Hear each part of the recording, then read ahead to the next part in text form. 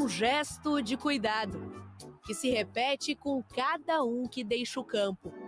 E o Ramon e o Filho fazem questão de cumprimentar um a um os jogadores, né, que eles substituem. É parte do estilo de comando do técnico Ramon Dias à frente do Vasco. Os jogadores são os verdadeiros protagonistas, porque no conjunto todos estão competitivos, competem entre eles, todos querem jogar. Ele tem feito esse trabalho maravilhoso e então ele tem passado confiança para todos os jogadores, não só para os 11 que têm começado.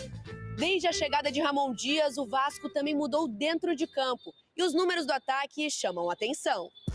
No fim do primeiro turno do Brasileirão, o Vasco era o time com menos gols marcados, apenas 14. De lá para cá, foram 11 gols em 5 jogos. Melhor ataque do retorno até aqui. É mais um de Verratti! O time tem a chance de sair da zona de rebaixamento já na próxima segunda-feira. Para isso, precisa vencer o América Mineiro, penúltimo colocado, em Belo Horizonte. Não podemos relaxar porque ainda não saímos dessa situação, mas estamos contentes porque estamos em um bom caminho e vamos seguir competindo. Vamos falar do rival do Xoxo Flamengo, né, Mauro César Pereira? Porque o Vasco levantou e levantou com tudo. O Vasco ganhou de 5-1 do Curitiba na volta de São Januário. O Vasco já está a 1 ponto do Santos, que é o primeiro ali dentro da zona do rebaixamento, e com o jogo a menos. E o Vasco, na próxima rodada, que ele vai jogar contra o América Mineiro, o jogo que ele está devendo. Se ele vencer, ele já sai da zona, Mauro. O Vasco já pode sair da zona do rebaixamento. Um Vasco que já ficou, eu estaria chutando, mas eu acho que já até uns 7, 9 pontos, né? Do primeiro da zona. Por aí. Já ficou muito para baixo. E é legal a gente ver essa recuperação do Vasco, né, Mauro? E que investiu. Contratou, tem o Veguete, tem o Paulinho, que tá jogando bola, o Rossi, que voltou e voltou também jogando bem. O Rossi, o Praxedes, o Paier, contratou um monte de jogador. Contratou vários jogadores. É outro time, outro técnico. Ramon Dias, que é um técnico muito vitorioso, né? E o Vasco é o time com a segunda melhor campanha do retorno, atrás apenas do Fortaleza. E pontuou mais do que todos os times que brigam contra o rebaixamento. O Vasco fez, nos últimos 5 jogos, ele fez 10 pontos. E os que mais pontuaram abaixo do Vasco, acho que é o Santos, logo depois, com 6. Aí tem Corinthians, tem São Paulo, tem Cuiabá, tem a turma toda ali. Curitiba e América nem conta que estão atrás. Bahia, né? Ele pontuou mais do que todo mundo. Acho que é uma questão de tempo para o Vasco sair da zona do rebaixamento e aí deve até se estabelecer numa posição mais tranquila. E ontem o mais legal é que o time fez 1, 2, 3, 4, 5, continuou atacando, não parou não.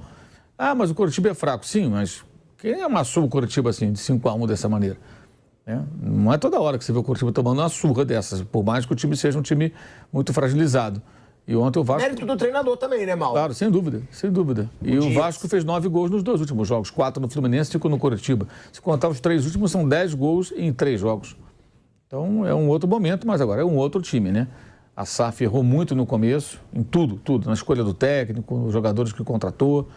Aí começou a corrigir a rota no meio do ano. E a tendência agora é que mais uma outra rodada vai estar fora do rebaixamento.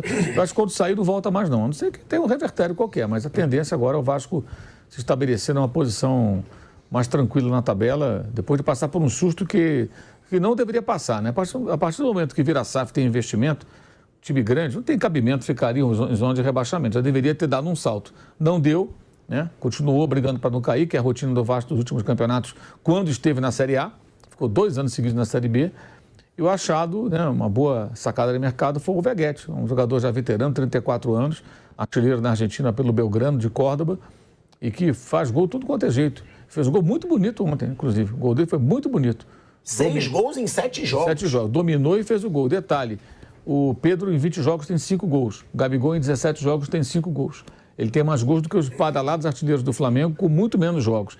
E já está a 1 gol do Cano, por exemplo, que tem 7. E de vários outros, Caleri, uma turma toda que tem 7 gols. Se ele for nesse ritmo, daqui a pouquinho ele vai encostar no Tiquinho Soares, que tem 13. É 13, né? Com artilheiro. Impressionante. Mas é assim, o artilheiro fazendo muitos gols, mas não só ele marcando. O Peck marcou 2 no Fluminense, mais um ontem. Os gols estão sendo até distribuídos. E é reflexo também do quê? As chances são criadas, o time ataca, o time agride. E é uma recuperação, acho que uma questão de tempo, o Vasco. Eu diria o seguinte, quem briga contra o rebaixamento e contava com o Vasco, uma vaga do Vasco, esquece. Não vai ser, não. Uma vaga do América do Coritiba parece que sim. Agora, o Vasco não. Santos eu não sei se vai confirmar a reação depois de vencer o Bahia. O Bahia do Ceni também que venceu o Coritiba fora, mas depois perdeu para o Santos em casa, tem que ver como é que vai ficar. O Vasco está numa crescente impressionante. Agora, a gente fala, né, Flávio Prado, desse Vasco que se recupera, que teve São Januário de volta, porque tem isso também. Um absurdo o que foi feito com São Januário. A gente tem cenas de vandalismo em vários estádios aí do Brasil e São Januário ficou fechado por mais tempo. Tivemos invasão já até no Maracanã. Já tivemos invasão de ver torcida invadindo. Há vandalismo no futebol, infelizmente. Há marginais no futebol, infelizmente. Mas São Januário ficou fechado por muito tempo. E aí foi sacanagem com o Vasco. A gente falou isso aqui quando eu estava fechado e digo agora de novo. Olha a festa que fez a torcida do Vasco ontem em São Januário. E aí já tem identificação, né, facial. Eu acho que é o primeiro estádio do Brasil, não é, Mauro? Sim. Com a identificação facial. O Palmeiras tem já. Do Rio.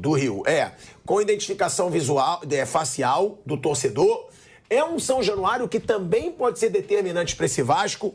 E eu concordo com o Mauro. Eu acho que esse Vasco não vai cair. E digo mais. Acho que esse Vasco vai para a Sul-Americana, inclusive. Com a campanha que vem fazendo, com o futebol que vem mostrando 9 gols nos últimos 2 jogos, sendo que um, como o Mauro disse, o Curitiba, mesmo contra o Curitiba, quem fez 5 gols? O outro foi o Fluminense, pô. Fluminense que tá lá no topo da tabela. O Vasco meteu 4 no Fluminense. É um Vasco que realmente promete daqui em diante, né? O Vasco, essa é a vantagem, você ter dinheiro, mas ter inteligência para consertar aquilo que foi feito de forma errada.